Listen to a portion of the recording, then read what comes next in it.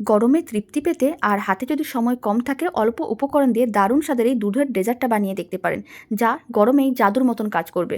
প্রথমে মিক্সিং বোলের মধ্যে নিতে হবে 2 কাপ দুধ, হাফ কাপের মতন চিনি, হাফ কাপ গুঁড়ো দুধ আর 1 চামচের মতন আগার আগার পাউডার। খুব ভালো করে মিশ্রণটাকে এক সাইডে রেখে দিলাম। এদিকে আরেকটা মিক্সিং বোলের মধ্যে নিলাম 1 কাপ জল, 3 চামচের মতন চিনি আর আমি দিয়ে দিলাম 3 চামচের মতন প্রি মিক্স করা স্ট্রবেরি জেলি পাউডার। প্রথমে আমি স্ট্রবেরি জেলির মিশ্রণটা দিয়ে দিলাম, তারপরে 2 মিনিটের মতন নাড়াচাড়া করে ভালো করে মিশ্রণটাকে ফুটিয়ে নিতে হবে। তারপরে যে কোনো একটা পাত্রের মধ্যে নামিয়ে ঠান্ডা করে নিতে হবে। ঠান্ডা করে নেওয়ার পরে এইভাবে কিন্তু জমাট বেঁধে যাবে। খুব বেশি টাইমের প্রয়োজন পড়বে না, 5 থেকে 7 মিনিট রেখে দিলেই ঠান্ডা হয়ে যাবে। তারপরে এরকমই ছোটো ছোটো টুকরো করে কেটে নিতে হবে। এবার আমি পুডিং বানানোর একটা মোল্ড নিয়েছি আর একটা বাটিতেও বানানো দেখে দিচ্ছি। কয়েকটা টুকরো দিয়ে দিলাম। আর এদিকে দুধের যে মিশ্রণটা রেডি করে রেখেছিলাম সেটাও ফ্রাইং প্যানের মধ্যে দিয়ে ভালো করে ফুটিয়ে নিতে হবে। 2-3 মিনিট ভালো করে ফুটিয়ে নেওয়ার পরে প্রথমে আমি মোল্ডের মধ্যে দুধের মিশ্রণটা দিয়ে দিলাম আর কয়েকটা আমি এরকমই জেলি দিয়ে দিলাম। আর যে বাটিটা রেডি করে রেখেছিলাম সেটাও রেখে দিলাম। সমস্তটা একসঙ্গে এইভাবে 1 ঘন্টার মতন ফ্রিজে রেখে ঠান্ডা করে নিতে হবে আর নর্মাল ফ্রিজেই রাখতে হবে। তারপরে ডিমোল্ড করে নিতে হবে।